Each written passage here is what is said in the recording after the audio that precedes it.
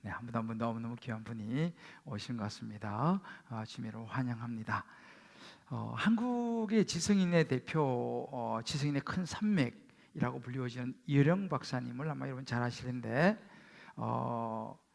이 새롭게 하소서라고 하는 그런 프로그램에 출연하셔서 이야기하는 것을 보았습니다. 이분은 원래 이제 무신론자였죠. 근데 그 딸의 전도를 받았습니다. 그 딸도 굉장히 정말 유명하고 똑똑한 딸이었는데, 이제 미국으로 또 유학을 가서 또 거기서 변호사가 되고 또 검사가 되고 지내다가 나중에는 목사님이 되셨습니다. 그래서 또 많은 선교도 감당하신 그런 분인데, 이 딸에 의해서 전도를 받아서 예수를 믿게 됐어요. 그리고 이제 예수 믿고 나서 바로 세례를 받게 되는데, 세례는 여러분 이름 들어보셨겠습니다만 온누리교회 유명한 그 하영조 목사님, 지금 이제 소천하셨습니다만 하영조 목사님으로부터, 그것도 일본에서 세례를 이제 받았습니다. 이분이 이제 세례 받고 신앙생활 쭉 하면서 종종 이런 질문을 받는다고 합니다.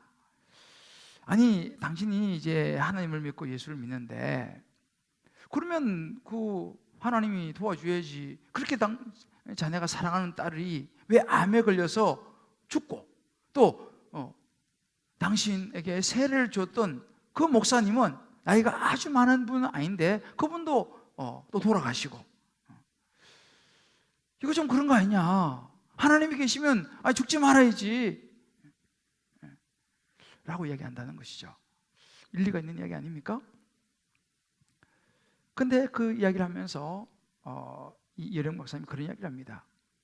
진화론을 연구한 찰스 다윈을 아시죠? 이 찰스 다윈도 독실한 기독교 집안에서 태어났다는 것입니다. 그리고 이제 쭉 신앙에서 자라다가 그가 너무 아끼고 정말 이뻐하던 소중한 딸이 죽게 됩니다. 그 딸의 죽음 앞에서 너무 하나님에 대해서 큰 실망을 하게 되고, 그 후부터 이 찰스 다윈이 무신론자가 됐다는 이야기를 합니다. 그러면서 이런 이야기를 해요. 아니, 내 뜻으로 무엇을 이루었다, 내가 원하는 대로 다 됐다, 그렇다면 무엇 때문에 예수를 믿느냐?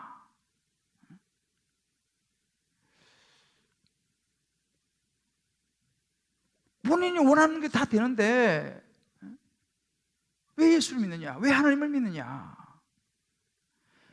내 힘으로 극복을 못하니까 나를 인도해 주십시오, 나를 도와주십시오 라고 하나님을 찾고 예수를 믿는 거지 라고 이야기를 해요. 그래서 오히려 그 딸의 죽음 앞에서 또 그 세례주신 목사님 돌아가시는 것을 보면서 그런 생각했다는 거예요. 아, 저게 바로 내가 가는 길이구나. 내가 그저 편안한 일만 일어날 것이고, 내가 하나님 믿고 예수 믿으면 좋은 일만 일어날 것이고, 마치 도깨비 방망이에 뚝딱 두드리면 내가 원하는 게 다 된다면, 자기는 그렇게 생각하고 예수 믿지 않았다는 거예요. 그러면서 예수님도 이것이 하나님이 주신 길이라면 내가 가겠다라고 생각하면서 십자가의 고난을 받고 십자가에 죽으셨다는 거예요. 그러면서 엘리 엘리 나마 사박다니, 나의 하나님 어찌하여 나를 버리시나이까 라고 말씀하시면서 마지막에 다 이루었다 라고 떠나셨다는 거예요. 이분이 그런 이야기를 하는 거예요.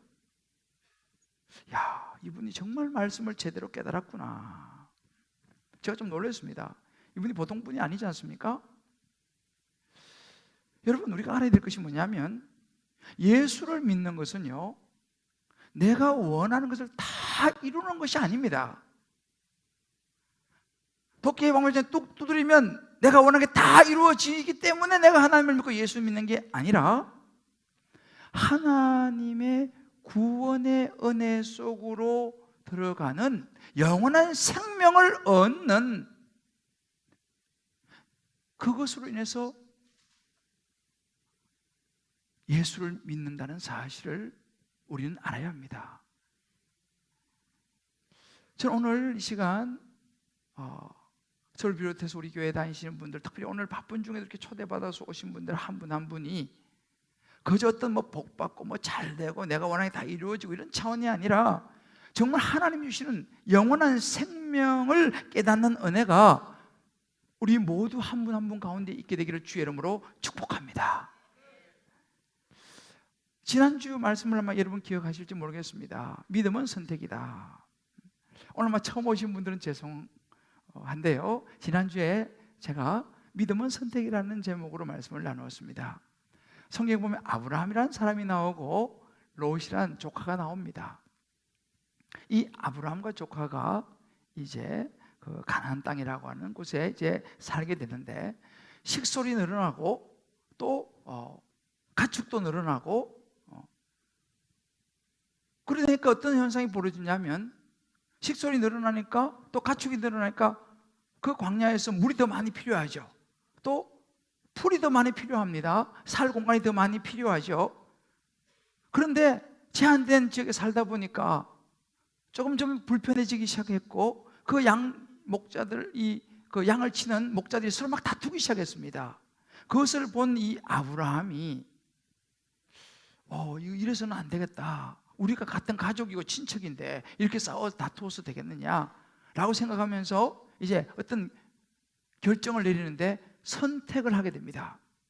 물론 이제 아브라함이 당연히 이 조카기 때문에 손 아래 사람이고 어떤 선택과 결정할 수 있죠. 자, 이거 이렇게 해서 당신 너는 여기 가서 살아라 이렇게 말할 수 있습니다. 나는 여기 선택하게 돼 이렇게 말할 수 있지만, 아브라함은 그렇게 말하지 아니하고 자기가 권리를 내려놓고 손아래 조카에게 너가 선택을 먼저 해라 라고 우선적인 선택권을 줍니다. 조카 롯이 보니까 그 요단 들녘을 바라보니까 물이 넉넉하고 참 살기 좋아 보이는 그런 현실을 선택합니다. 그 지역은 소돔과 고모라 지역이었습니다. 이제 아브라함은 남겨진 땅은 척박한, 별로 앞이 보이지 않는, 보장되지 않은 그런 땅에 남겨지고, 아브라함은 거기서 하나님의 약속을 선택합니다. 이제 오늘 이것이 지난주에 제가 나눴던 말씀인데요, 거기에 이어서 오늘 말씀을 좀 나누려고 합니다. 자, 이제 롯이 그렇게 해서 이제 그렇게 좋은, 물이 넉넉한, 앞으로 보장된 것처럼 보이는 좋은 지역을 선택하여 떠납니다. 아브라함의 마음이 어땠을까요?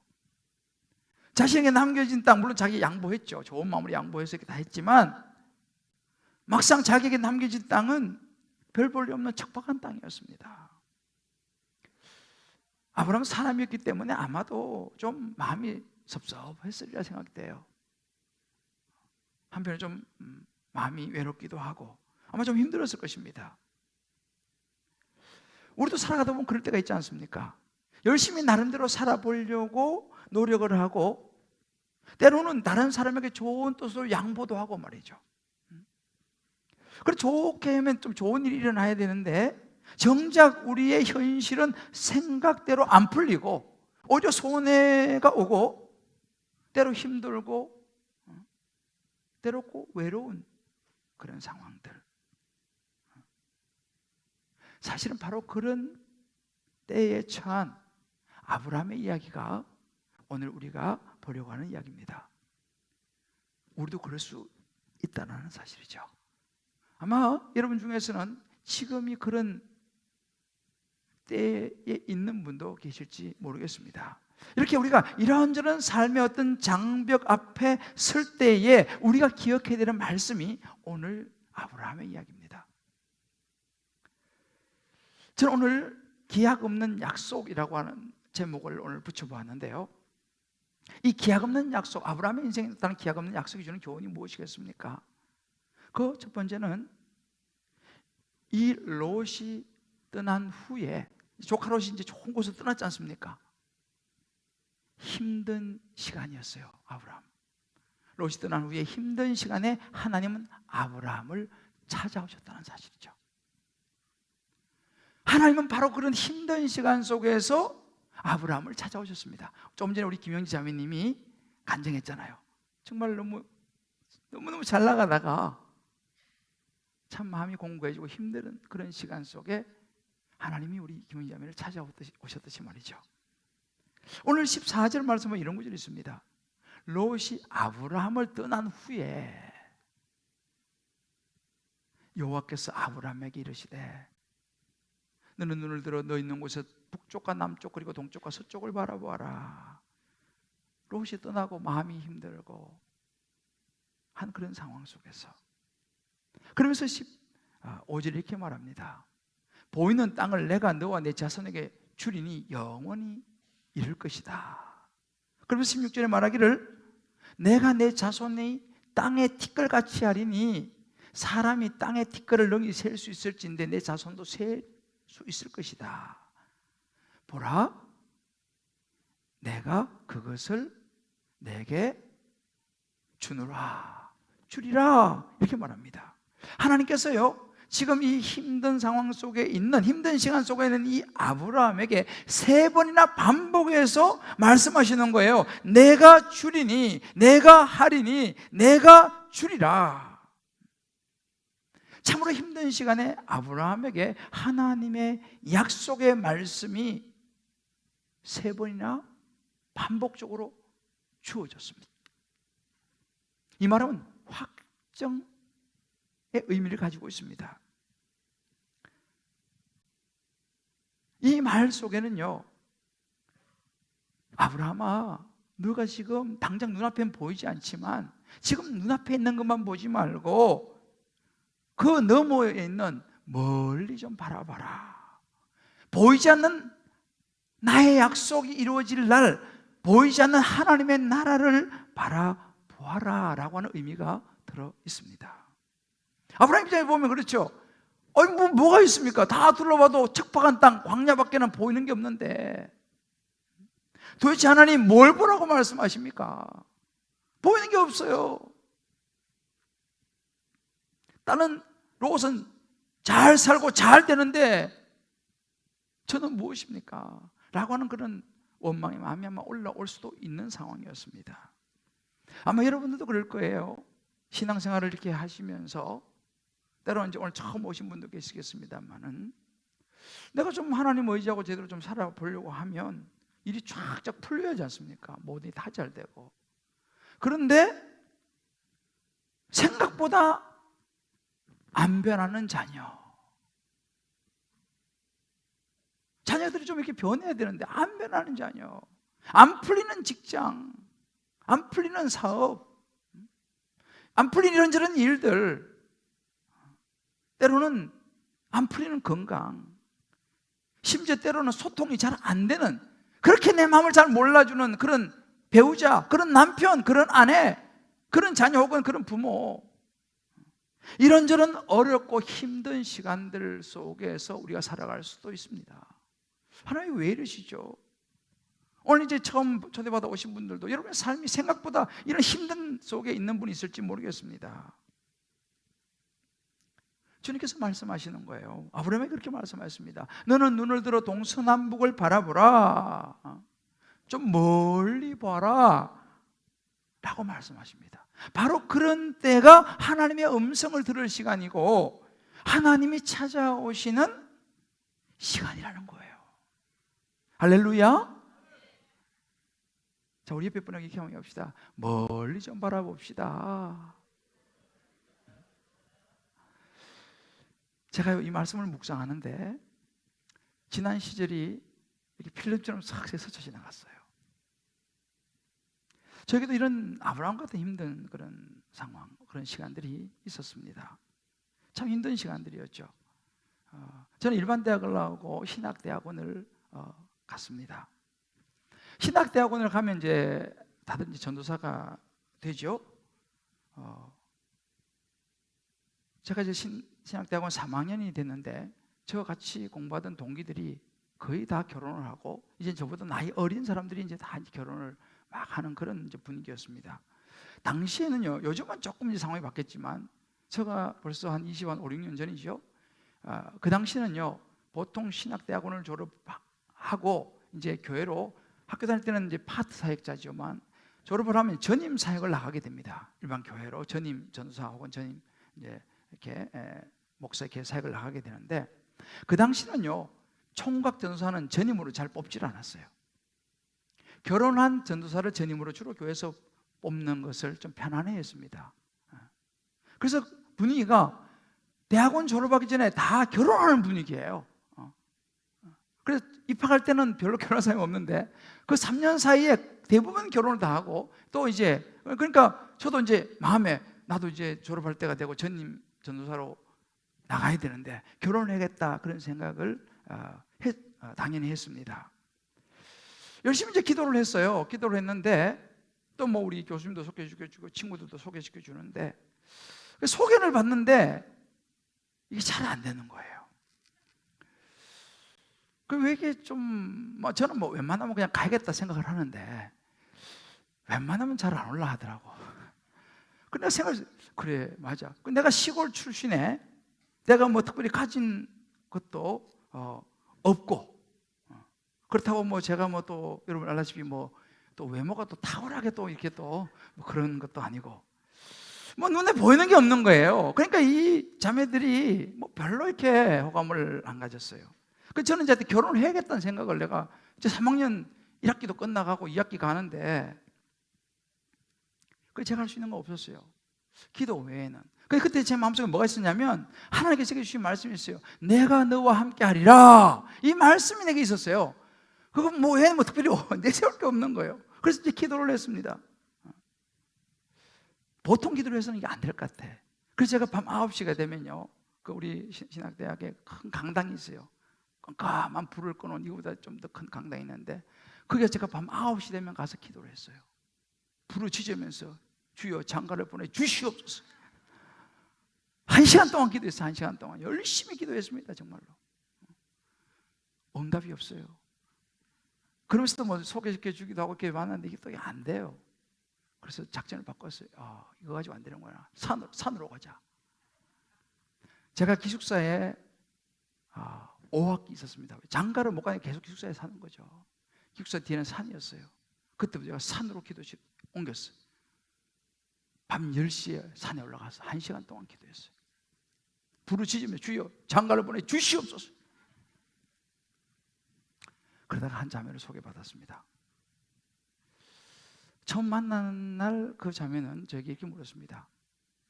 어떻게 신학을 하게 됐는지 물었어요. 그 전에 만난 자매들은 뭐 그런 것도 안 물어보더라고. 그냥 차 한잔 마시고 가려고 그러고. 그래서 제가 만난 하나님 이야기를 했습니다. 어떻게 내가 신학을 하게 됐는지 이야기를 하고 하나님이 나를 어떻게 부르셨는지 어떻게 내가 이 목회자의 길을 가게 됐는지 이야기를 쭉 해줬습니다. 그래서 내가 이야기했죠. 나에게는 꿈이 있고 내게는 비전이 있다. 나는 앞으로 공부 이제 졸업을 하면 난 유학을 가고 싶은데 유학을 가서 공부를 좀 더 해서 좋은 목사가 되고 싶다. 제가 이제 그런 이야기를 막 했습니다. 사실 그때 또 그런 기도를 제가 하고 있었기 때문에요. 근데 사실은 그 당시는 어찌 들어보면요 좀 이게 황한 이야기일 수 있어요. 기약이 없어요. 왜냐하면 뭐 제가 어디 그렇다고 뭐 외국에 있는 학교에 어플라이해서 오퍼를 받은 것도 아니고 제가 무슨 뭐 돈이 많아가지고 마음대로 유학을 떠날 수 있는 그런 형편도 못 되고 그렇다고 제가 뭐 탁월한 사람도 아니고 뭐 그런 여러 가지 환경을 보면은 이게 막연한 이야기예요. 쉽게 말하면 기약 없는 약속처럼 들릴 수 있는 이야기였습니다. 그럴 때 제가 그 자매를 만날 때 솔직하게 이야기를 했어요. 제가요. 나는 솔직히 가진 게 없다. 가진 게 없다. 결혼을 해야겠다. 그래서 나는 사실은 가진 게 없기 때문에 결혼할 때 밥그릇 2개, 숟가락 2개, 생각해보면 그때 이불은 있어야겠더라고요. 이불 하나, 그리고 사글세빵.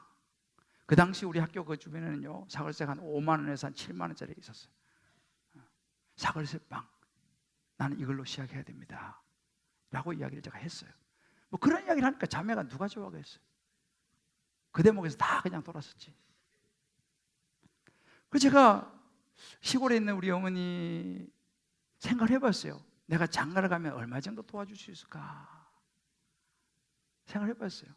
내 기억으로 때 물어보기도 한 것 같기도 하고. 그런데 시골에서 여러분 무슨 돈이 있습니까? 아마도 한 1, 200만 원? 그 내가 생각을 해봤어요. 그거면 되겠다. 그죠? 왜요? 숟가락 2개 사고 밥그릇 2개 사고 이불 한 채 사고 사골세빵 한 5만 원, 7만 원 주면, 아니 1, 200만 원 가지면은 몇 달은 버틸 수 있지 않겠습니까? 저는 그런 계산이 나왔어요. 그 이야기를 했어요. 그런데 있잖아요, 그 이야기를 듣고 그 자매가 뭐에 씌었는지 결단을 하고 결혼을 하겠다는 거예요. 그래서 제가 그 자매를 처음 만난 것부터 결혼까지 딱 2달 반밖에 안 걸렸어요. 결혼해버렸어 그냥. 왜냐하면 이 자매가 정신을 차리면 안 될 것 같아. 정신 차리면 계산할 거야. 계산하기 전에, 내가 그 전에 여러 번 만나봤잖아. 계산할 시간을 주면 안 되겠더라고. 바로 그냥 사글세빵. 지금 그 자매와 잘 살고 있습니다. 할렐루야. 네? 박수 치면 확실히 치시든지 아니면 네. 뭐 고맙습니다. 격려로 알겠습니다.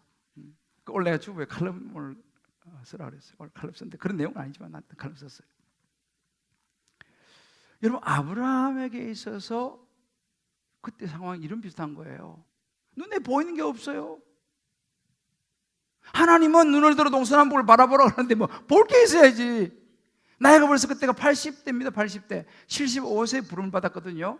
그래서 이제 갈대우를 떠나서 하란에 있다가 가나안 왔다가 애국가 또 갔다 왔지 않습니까? 그러니까 막 80대. 부인은 10살 어려요. 부인은 70대. 그러니까 하나님께서 약속을 주는 거예요.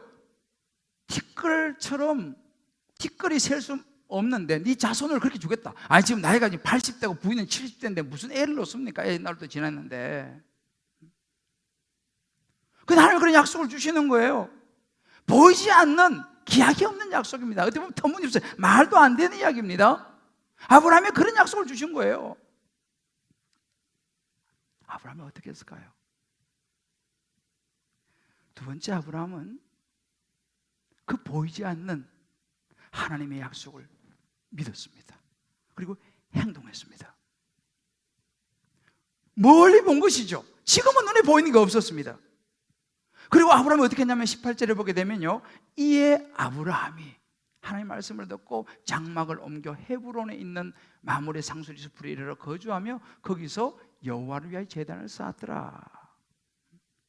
보이지 않는 하나님의 약속을 붙들고 하나님의 말씀을 따라 헤브론으로 올라갑니다. 거기서 이제 틀을 닫고 살면서 제단을 쌓고 제사를 드려, 우리말 하나님께 예배를 드립니다.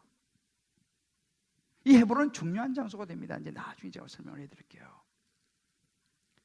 이게 바로 보이지 않는 하나님의 말씀을 붙잡은 아브라함의 신뢰였습니다. 이제 나중에 나옵니다만 아브라함은요 100살 됐을 때 부인이 90살이잖아요. 아이를 낳았습니다. 아들을. 그리고 그 아들로부터 시작해서 수많은 자손들이 전 세계로 퍼져가면서 나중에 이 땅에 하나님의 아들로 우리를 구원하기 위해서 오신 예수님이 그 자손에서 태어납니다. 멀리 봐야 되는 거예요, 여러분. 여러분 자녀를 볼 때도요 멀리 보시기 바라요. 지금 여기보다 멀리 보시기 바라요. 어제 그 자매는 멀리 본 거예요. 할렐루야. 근데 제가요 결혼하고 얼마 되지 않아서 영국에서 편지를 한 통 제가 받았습니다. 런던에 있는 교회는 자그마하지만 와서 목회하면서 공부할 생각이 없느냐라고 하는 편지였어요. 제 주소도 몰랐기 때문에 제가 섬기던 그 유년부 전사했는데 그 교회로 편지가 왔어요. 여러분 그 편지를 받고 제가 아무것도 모르죠. 상황도 모르고 아무것도 모릅니다. 제가 그렇다고 뭐 가진 돈이 있습니까? 그렇다고 간다고 보장된 길이 있습니까? 제가 무슨 학교를 오프를 받았습니까? 보이지 않는 상황에서 그때 제 마음에 하나님께서 주신 말씀이 뭐냐? 너는 눈을 들어 동서남북을 바라보라. 보이는 땅을 너와 너 자손에게 주리니 영원토록 이르리라. 이 말씀이 제게 탁 떠올랐습니다. 저는 그때 런던 가서 영국 가서 어떻게 먹고 살지? 그런 거 계산하지 않았습니다. 왜? 계산할 것도 없잖아요. 망설이지 않았습니다. 그냥 영국으로 떠났습니다. 그 영국이 저에게는 헤브론이었어요. 그냥 올라간 거죠. 그리고 영국에 가서 10여 년 동안 하나님은 저를 먹이시고 입히시고 공부시켜 주시고 이런저런 준비를 시키시고 저를 만드시고 축복하셨어요. 그리고 한국에 또 때가 들어오게 하시고 주님 기쁨의 교회를 세우신 줄 믿습니다. 할렐루야. 여러분, 아무것도 보이지 않는 기약 없는 약속을 붙잡은 아브라함, 저 역시도 기약 없는 약속을 붙잡고 떠난, 이것이 오늘 여러분에게는 어떤 의미가 있을까요? 이제 올해도 2달밖에 남지 않았어요. 11월 첫째 주. 여러분에게 이것이 무슨 의미가 있겠습니까? 오늘 처음 초대받아서 오신 여러분에게 이 말씀이 어떤 의미가 있겠습니까?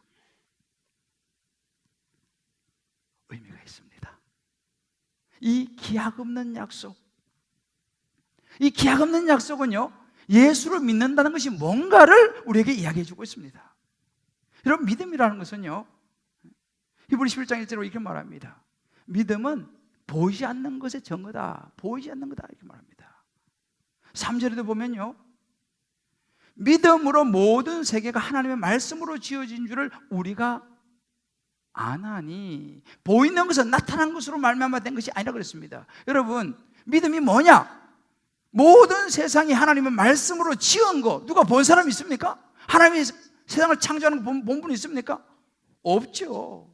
그러나 하나님이 세상을 창조했다는 걸 본 사람이 없지만 그것을 아는 것이 믿음입니다. 보는 거, 여러분, 천국 보이지 않습니다. 저도 본 적이 없습니다.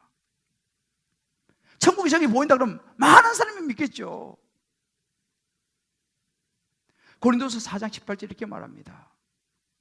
우리가 주목하는 것은 보이는 것이 아니요 보이지 않는 것이니, 보이는 것은 잠깐이요 보이지 않는 것이 영원하다 그랬습니다. 여러분, 보이지 않는 것이 영원한 줄 믿으시기를 바랍니다. 근데요, 이게 믿음인데, 그러나 이것은 시간이 지나고 나면 보이는 길이에요. 지금은 안 보이지만.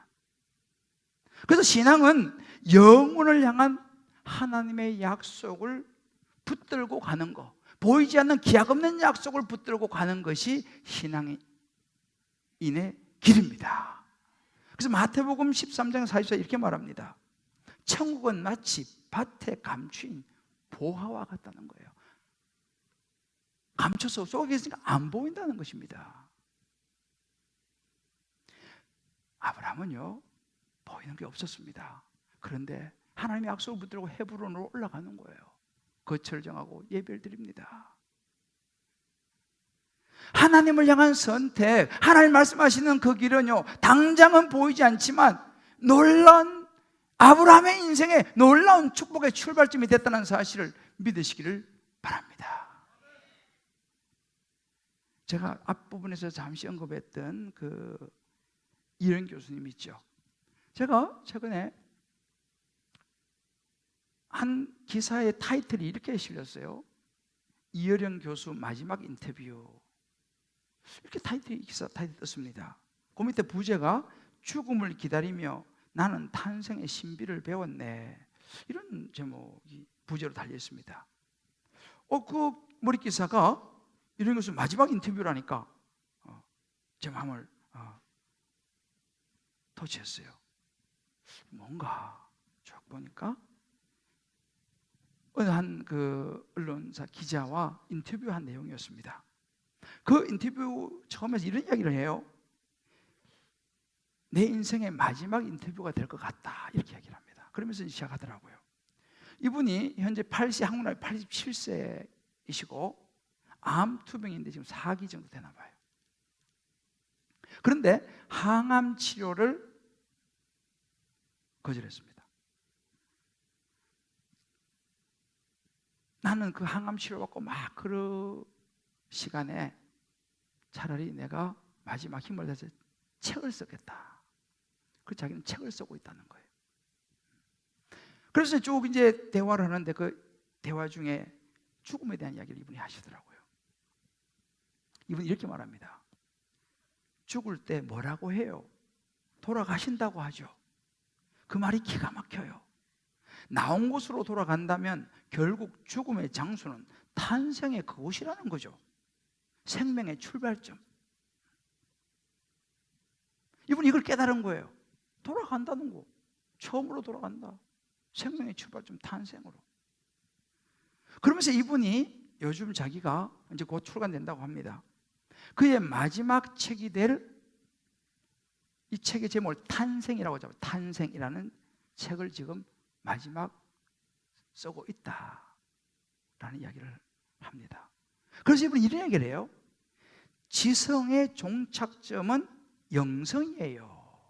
이분은 지성인의 뭐 대표분 아닙니까? 근데 지성의 종착점은 영성이에요. 지성은 자기가 한 것이지만 영성은 오로지 받았다는 깨달음이에요. 애초에 있던 그 자리로 나는 돌아갑니다. 그런 이야기를 해요. 얼마나 이분이 책도 많이 읽고 뭐 연구도 많이 하고 굉장한 분 아닙니까? 그런데 자기가 깨닫고 보니까 이 지성은요 한계가 있더라는 거예요. 종착점은 영성이더라는 거예요. 그래서 자기는 이제 지성에서 영성으로 올라가려고 지금 많이 애를 쓰고 있다는 이야기를 합니다. 이분이 이런 간증을 해요. 이분이 딸을 너무 사랑하거든요. 그 딸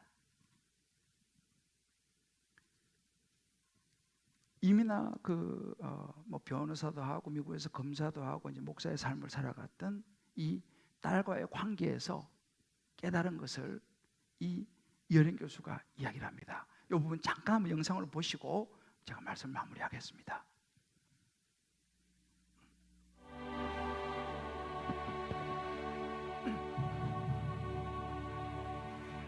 지금 세례받는 장면입니다. 일본에서 세례받는데 하용조 목사님이 지금 세례주고 있어요. 예령 박사님이죠. 나는 예수님 이렇게 옷 입으셨다면은 그 끝자락 그 질질 끌려서 흙 묻은 그 예수님 나 여기 있어요. 얘가 병에 걸리고 외로웠을 때 똑같이 아버지 이름을 또 불렀을 거라고 그래. 근데 나는 얘 불행이나 얘 아픔 속에 옆에 같이 있어주지는 못했어. 예. 그때 같이 있어준 아버지가 내가 아니야. 하나님 아버지야. 그렇지. 하나님 아버지야. 내가 못하는 거를 하나님이 해주셨잖아. 그러니까 얘가 소원이 뭐냐 그러니까 아버지 하나님 있는 거다. 웃어가면서 나만 천국에 가고 아버지 없는 천국에 그게 내가 어떻게 쓸쓸하겠거냐. 네.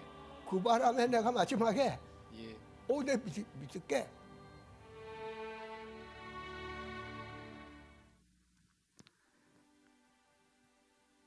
사랑하는 성도 여러분, 딸이 소개해 준 하나님, 그 예수님을 만나고 그런 고백을 하는 거예요. 그 내용이 많이 있는데 그런 것입니다. 그 딸이 이제 미국에 건너가서 공부하고 변호사 시험 치고 검사로 살아가고 또 이혼의 아픔을 겪어요. 이혼하고 또 암 걸려서 투병하고 그 많은 외로움과 아픔의 시간에 자기는 너무 사랑하지만 육신의 아버지인 자기는 그 딸과 함께 해주지 못했다는 거예요. 그 마음을 다 알아주지 못했다는 거예요. 근데 알고 보니까 육신의 아버지는 자기는 못 해줬지만 그 딸 옆에 함께 해주고 위로해주고 했던 하나님이 계시더라는 거예요. 하나님이 그 딸을 달래주면서 살아왔더라는 거죠. 진짜는 내 자신이 아니라 그 하나님이 진짜더라는 거예요. 그 딸의 외로움과 아픔을 달래준 함께 해준 그 아버지 하나님, 그 딸에게 물은 네 소원이 뭐냐? 아버지가 예수님 믿는 거예요. 그러니까 얘기했잖아요. 이 딸도 아버지를 너무너무 사랑했어요. 나만 천국에 가고 아버지가 없는 천국에 나만 어떻게 쓸쓸하게 있겠어요, 아버지? 그 말 듣고 여령 박사가 그래, 내 믿을게. 그래, 내 믿을게. 여러분, 이것이 바로 보이지 않는 약속에 대한 반응이에요. 이게 행동입니다. 그래, 내 믿을게. 그때 이후로 이령 박사의 삶은 많이 달라졌습니다. 비록 늦은 나이에 믿었지만은 지금 그는 다른 삶을 살아가고 있어요. 우리 사랑하는 성도 여러분, 가족이 소중하시죠? 아내가 소중하시고 남편이 소중하시죠? 부모님이 소중하시죠? 자녀가 소중하시죠? 여러분, 인생에 힘든 일이 있으시죠? 오늘 이 시간 우리가 할 수 없어서 하나님 도움 필요한 거 아닙니까? 보이지 않지만 내 한번 믿어보자 결단하시는 시간 되기를 주의 이름으로 축복합니다. 그래, 내 자녀가 그렇게 원하는 그 예수님, 내 남편이, 내 아내가, 내 부모가 그렇게 원하는 예수님, 그래, 내 믿을게. 결단해 보시는 시간 되시기를 주의 이름으로 축복합니다. 기약 없는 약속인지 몰라요. 보이지도 않는 이야기죠. 그러나 여러분, 분명한 것은 하나님의 시계는 지금도 돌아가고 있고 보이지 않는 하나님의 나라가 때가 되면 저와 여러분의 눈앞에 펼쳐진다는 사실입니다. 제가 말씀드렸죠. 개인적인 이야기지 해서 죄송하지만 제가 제 그 자매를 만났을 때 기약 없는 약속 아니었어요. 그런데 내가 결혼하고 나중에 살면서 내가 물어봤어요. 우리 집사람한테 뭘 믿고 나를 따라 나섰느냐 내가 물어봤어요. 아무것도 그 당시 아무것도 없었는데. 그러니까 이렇게 얘기했어요. 자기는 사지 보니까 아무것도 없더래. 그런데 내가 이야기해 줬던 그 꿈과 비전이 좋았다는 거예요. 그리고 집에 버스 타고 가는데 그런 생각이 들어요. 그래, 한번 믿어보자 라는 생각이 들더라는 거예요. 그래, 한번 믿어보자. 어떻게 사람 다 알고 뭐 한번 믿어보자. 따라 나섰는데 망하질 않았잖아요. 사실 여러분, 근데 사람은 실패할 수 있어요. 그러나 여러분, 하나님은 실수 없으십니다. 민수기 23년 19절에 말씀이 있습니다. 하나님은 사람이 아니시니 거짓말하지 않으시고 인생이 아니시니 후회가 없으시도다. 어찌 그 말씀하신 바를 행하지 않으시며 하신 말씀을 실행하지 않겠느냐. 오늘 이 시간 찬송을 한 소리를 듣고요, 우리 같이 좀 기도했으면 좋겠습니다. 좀 옛날 찬송이라 잘 모르실 수 있는데 넘지 못할 산이 있거든 이라는 찬송인데, 아브라함의 그 시간들 생각하면서, 오늘 말씀을 생각하면서 여러분 또 삶을 한번 돌아보시면서 가사를 생각하시면 같이 한번 찬양을 듣고 기도하도록 하겠습니다. 넘지 못할 산이 있거든.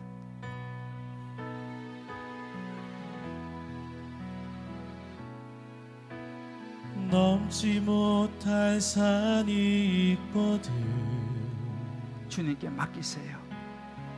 주님께 맡기세요. 인생에 넘지 못할 파도가 있거든. 넘지 못할 파도 있거든 주님께 맡기세요. 주님께 맡기세요. 우리 가야 할 길은 멀고도 마요. 우리 가야 할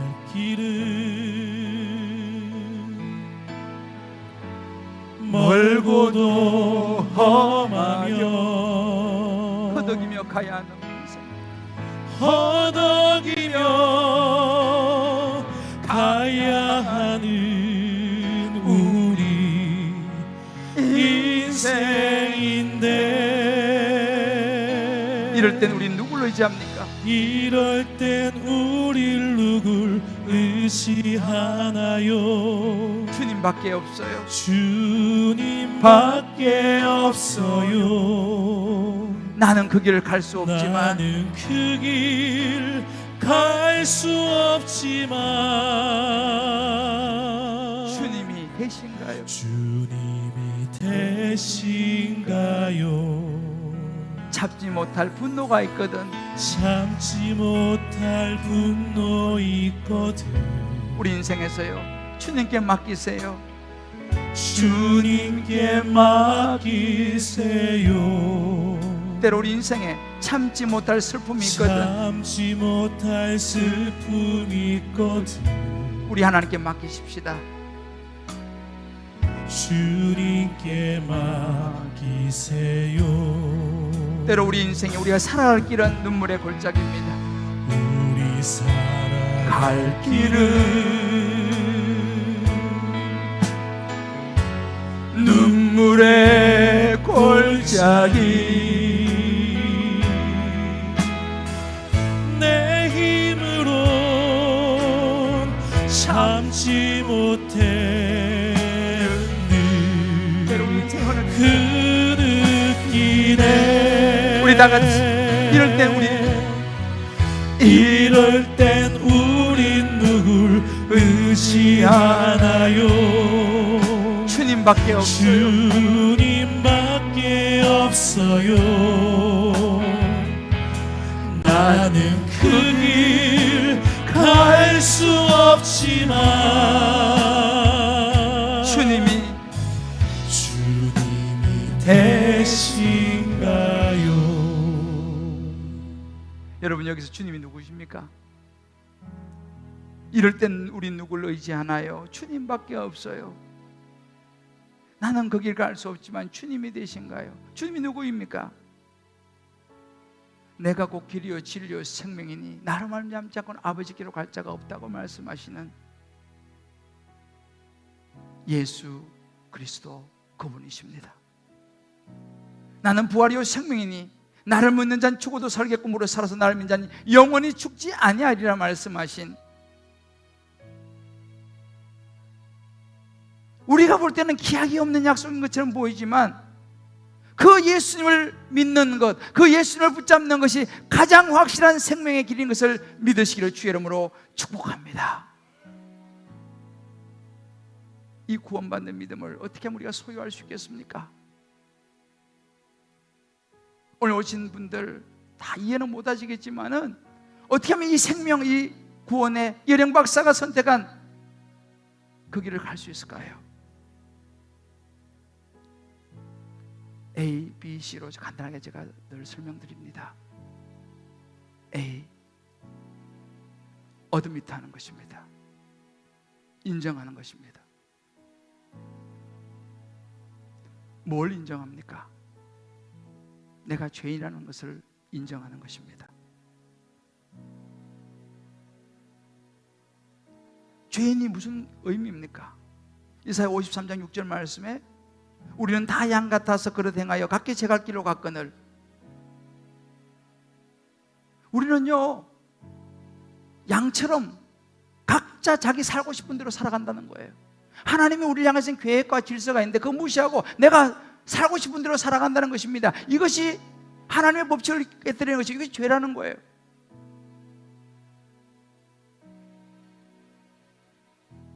여러분, 우리 죄는 뭐 도둑질하고 뭐 나쁜 짓하고 이것만 죄라고 생각하시는데 그게 아니라 내 마음대로 살아가는 거, 하나님을 인정하지 않고 사는 거, 하나님을 믿지 않고 살아가는 것이 가장 큰 죄다라고 성경이 말합니다. 그럼 죄의 결론은 뭡니까? 죄의 삭은 사망이라고 그랬습니다. 영원한 멸망, 지옥으로 가는 것이죠. 이것이 우리의 운명입니다. 이 사실을 인정하는 것입니다. 두 번째는 B입니다. Believe, 믿는 것입니다. 뭘 믿습니까? 이런 우리의 죄로 인하여 멸망할 수밖에 없는, 지옥 갈 수밖에 없는 우리를 하나님이 사랑하셨다는 사실이에요.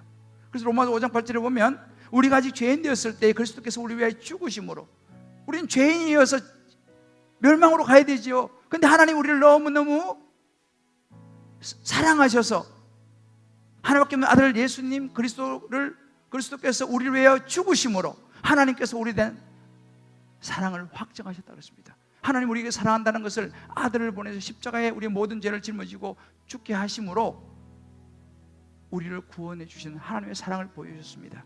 이것을 believe, 믿는 것입니다. 마지막은 선택입니다. 추구하는 거죠. 이 말은 뭐냐? 아까 이령 박사가 얘기했죠. 그래 내 믿을게. 그래 내 믿을게. 이것이 마지막 선택입니다. 요한계시록 3장 20절에 보게 되면 볼지어 내가 문 밖에서 두드리는 누구든지 내 음성을 듣고 문을 열면 내가 그에게로 들어가 그로 더불어 먹고 그는 나로 더불어 먹으리라. 너가 내 마음의 문을 열면 내가 너에게 들어가겠다는 거죠. 그래 내 믿을게. 이 한마디만 하면 내가 들어가서 너를 내 자녀 삼겠다. 영원한 생명을 내게 주겠다 라고 말씀하시는 것입니다. 이제 이 시간 우리가 한번 기도하고 마무리할 텐데 우리 다 같이 눈을 감고 한번 기도합시다.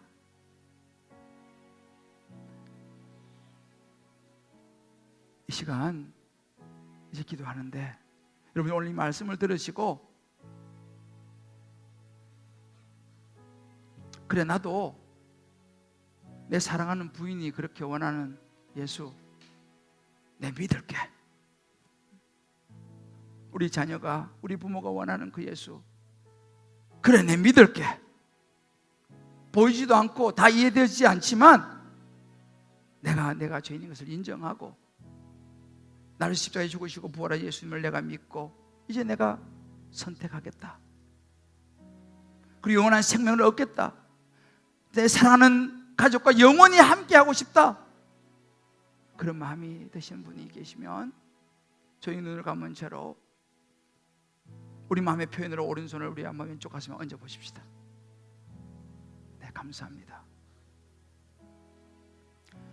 이것은 참으로 소중한 시간이고 여러분 개인과 하나님과의 관계입니다. 여기 이제 교회를 다니시는 분들도 마찬가지입니다. 저는 목사인데 가슴에 손을 얹었습니다. 이 의미는 형식이 아닙니다. 저는 그 예수님을 다시 한번 확실히 제 마음에 오늘도 다시 받아들이기를 원하기 때문에 손을 얹었습니다. 이제 이 시간 제가 여러분들과 함께 기도할 테인데 마음을 집중해서 저를 따라 기도해 주시면 이 기도를 통해서 여러분들이 하나님의 약속을 붙잡는 것이 되고 영원한 생명을 얻는 하나님의 자녀가 되는 과정입니다. 아직도 손을 가슴에 얹을까 말까 그런 망설이는 분이 있으시면 조용히 자기 혼자 올리시면 됩니다. 이제 진심으로 저를 따라 작은 소리로 한마디씩 기도하겠습니다. 주 예수님, 주 예수님, 나는 죄인입니다. 나는 죄인입니다. 이제 제 마음의 문을 열고 이제 제 마음의 문을 열고 저의 죄를 위해서 저의 죄를 위해서 십자가에서 죽으시고 십자가에서 죽으시고 부활하신 예수님을 제 마음에 모셔드립니다. 제 마음에 모셔드립니다. 저도 믿겠습니다. 저도 믿겠습니다. 영접하는 사람, 그 이름을 믿는 사람에게 그 이름을 믿는 사람에게 영원한 생명을 주시고 영원한 생명을 주시고 하나님의 자녀가 되게 하시겠다는 하나님의 자녀가 되게 하시겠다는 약속을 믿습니다. 약속을 믿습니다. 제 마음에 들어오십시오. 제 마음에 들어오십시오. 예수님 제 마음에 들어오십시오. 예수님 제 마음에 들어오십시오. 영원한 저의 구원자가 되어 주십시오. 영원한 저의 구원자가 되어 주십시오. 이제 제 마음에 들어오시고 이제 제 마음에 들어오시고 제 인생에 들어오신 예수님 제 인생에 들어오신 예수님 감사합니다. 감사합니다. 영원토록 예수님 마음에 붙들고 예수님 마음에 붙들고 살아가겠습니다. 살아가겠습니다. 감사합니다. 감사합니다. 예수님의 이름으로 기도합니다. 예수님의 이름으로 기도합니다. 아멘. 아멘. 제가 한번 기도합니다. 하나님 감사합니다. 내 믿을게. 내 사랑하는 가족과 영원히 함께하고 싶어. 이령 박사의 고백처럼 오늘도 우리가 가슴에 손을 얹었습니다. 다 이해되어져서가 아닙니다.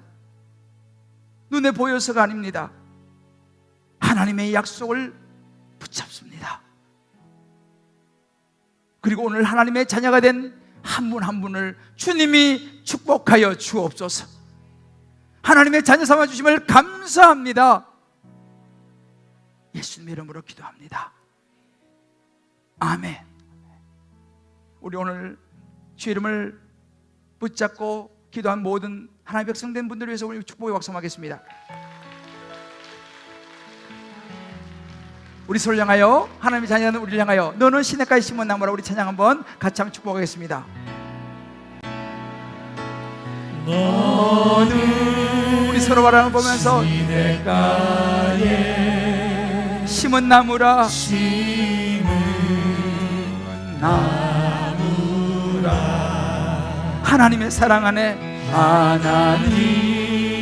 하나님의 사랑 안에 믿음 뿌리 내리고, 믿음 뿌리 내리고 주의 뜻대로, 주의 뜻대로 주의 뜻대로 항상 사세요. 항상 사세요. 주의 시절을 쫓아, 주의 시절을 쫓아 구원 열매 맺으며, 우리 잠옷실도 우리 서로 향하여 주의 영화로운 빛이, 영화로운 빛 여러분을 보호할 것입니다. 너를 보호하리니 주의 뜻대로, 주의 뜻대로 주의 뜻대로 항상 사세요. 항상 사세요. 우리 한번 축복의 박수 하겠습니다. 우리 다 자리에서 일어나 보십시다. 제가 이제 우리 내연총, 여원총, 이보, 중환제진 벗고 오늘 1절만 하고 제가 축도할 터인데요. 여러분 오늘 말씀을 들었죠? 우리 자모씨도 참 잘 들어서 감사합니다. 혹시 오늘 이제 멀리서 오신 분이 계시면 꼭 다음 주부터 가까운 교회 꼭 나가시기 바라요. 꼭 신앙생활을 열심히 교회 안에서 하시기 바랍니다. 이 믿음, 하나님의 자녀가 된 것을 잊어버려서는 안 되기 때문입니다. 이 믿음은 지켜내야 되는 것입니다. 할렐루야. 그리고 또 여기 가까우신 오신 분들은 다음 주에도 꼭 예배 때 좀 힘드시더라도 나오시기를 부탁드립니다. 같이 신앙생활을 하면서 우리 이 믿음을 끝까지 지키고 영원한 생명 안에서 한 가족이 되기를 원합니다. 할렐루야. 여러분들 내 영혼이 은총 입어 중환제진 벗어보니 슬픔 많은 이 세상에서 천국으로 화도다. 할렐루야 찬양하세. 내 모든 죄 사함받고 여러분 우리 모든 죄짐이 다 풀어진 줄 믿습니다. 할렐루야. 하나님의 자녀의 특권이에요. 자, 우리 옆에 한번 축복합시다. 우리의 죄짐이 다 풀어졌습니다. 하나님의 자녀가 되었습니다. 주 예수와 동행하니 그 어디 하늘나라. 우리 찬양을 부르고 제가 축도하겠습니다.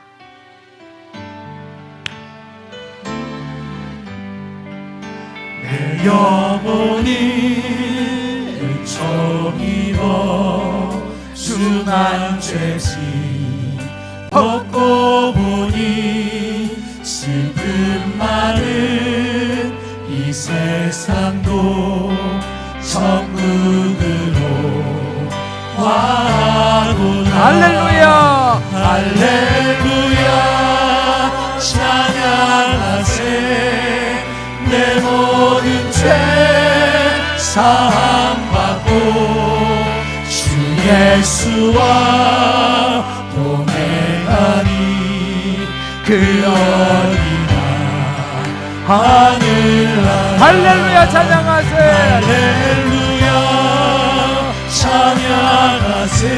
내 모든 내 죄 모든 죄 사함받고 주 예수와 동행하니 그 어디나 그 어디나 하늘나라. 이제는 우리를 위해서 십자가에 죽으시고 부활하심으로 우리를 구원해 주신 예수님의 은혜와 놀라운 아들을 보내시면서 사랑을 확정해 주신 하나님의 사랑과 오늘 이제 우리 마음의 문을 열어서 그 예수님을 마음속에 받아들이도록 도우시는 성령님의 은혜가 오늘 이제 예수님을 마음속에 모시고 보이지 않고 다 이해되어지지 않지만 이제 내가 믿어야겠다 결심하시고 오늘 영적 기도를 따라 하시고 하나님의 백성된 하나님의 자녀된 모든 우리 성도님들 한 분 한 분 머리 위에 저들의 사랑하는 자녀들 또 사랑하는 아내, 남편, 부모 모든 삶의 여정 위에 또 공문에 가 있는 우리 자녀들 또 몸이 아픈 우리 환우들 머리 위에 오늘도 예배를 드리며 드리는 11조 감사, 선교, 구제, 소원 이 모둠의 특별한 예물과 오병이여 비전센터를 향한 마음을 담은 비전 헌금 그 축복된 손길 위에 이제부터 영원토록 함께 하시길 간절히 축원하옵나이다. 아멘. 아멘.